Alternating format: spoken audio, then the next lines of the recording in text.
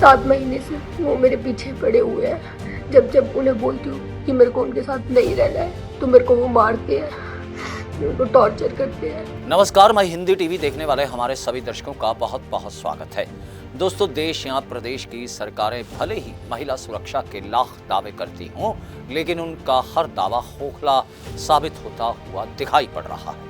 बात अगर कोलकाता के बीच हुई दरिंदगी की जाए तो उसके चलते पूरा देश उबल रहा है, क्योंकि एक महिला डॉक्टर के साथ बदसलूकी करते हुए, हैवानियत करते हुए उसे मौत दे दी गई। इस मामले की आग अभी ठंडी नहीं पड़ी है कि एक नया मामला जो है वो पीजीआई रोहतक से सामने आया है। दरअसल पंडित बीडी शर्मा पीजीआई-एमएस के डेंटल विभाग के बीच फर्स्ट ईयर की छात्रा के साथ बदसलूकी का मामला सामने आया है। न सिर्फ बदसलूकी हुई, बल्कि उसका सीनियर यानी वहां का एक रेजिडेंट डॉक्टर जिसके मातहत वो ट्रेनिंग कर रही थी, वह पिछले 7 महीनों से लगातार उसे परेशान कर रहा था और साथ ही साथ उस पर दबाव बना रहा था उसके संग शादी करने का। लेकिन लड़की ने जब यह सब कुछ करने से इनकार किया, उनकी बातों का विरोध किया, तो उस रेजिडेंट डॉक्टर की हिम्मत देखिए कि उसने लड़की को जो है पीटने के साथ साथ उसे बंधक भी बनाया, साथ ही साथ जो है उसके साथ बुरे तरीके से मारपीट भी की। पहले आप उस फर्स्ट ईयर की छात्रा जो है उसकी आप बीती सुनिए।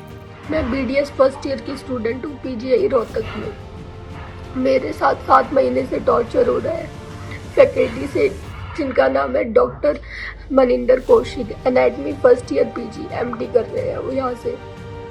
7 महीने से वो मेरे पीछे पड़े हुए हैं। जब जब उन्हें बोलती हूँ कि मेरे को उनके साथ नहीं रहना है तो मेरे को वो मारते हैं, मेरे को टॉर्चर करते हैं, मेरा सामान ले लेते हैं, कहते हैं तेरी अटेंडेंस शॉर्ट कर दूंगा, तेरे को पेपर में नहीं बैठने दूंगा, इंटरनल शॉर्ट कर दूंगा।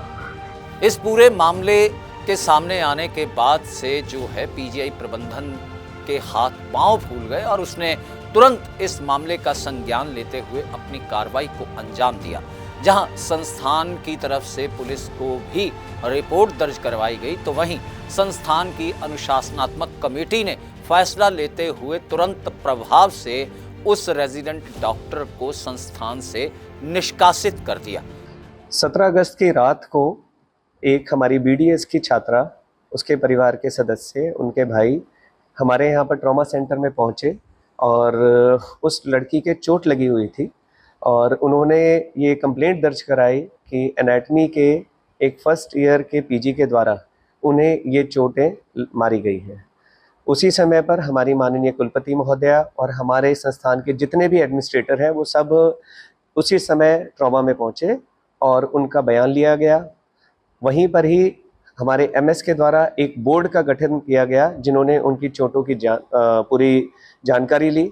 पुलिस को इन्फॉर्मेशन दी गई और उस एमएलआर के बाद एक एफआईआर दर्ज की गई और उसके बाद पुलिस के द्वारा उस जो रेजिडेंट है उसे पकड़ा गया।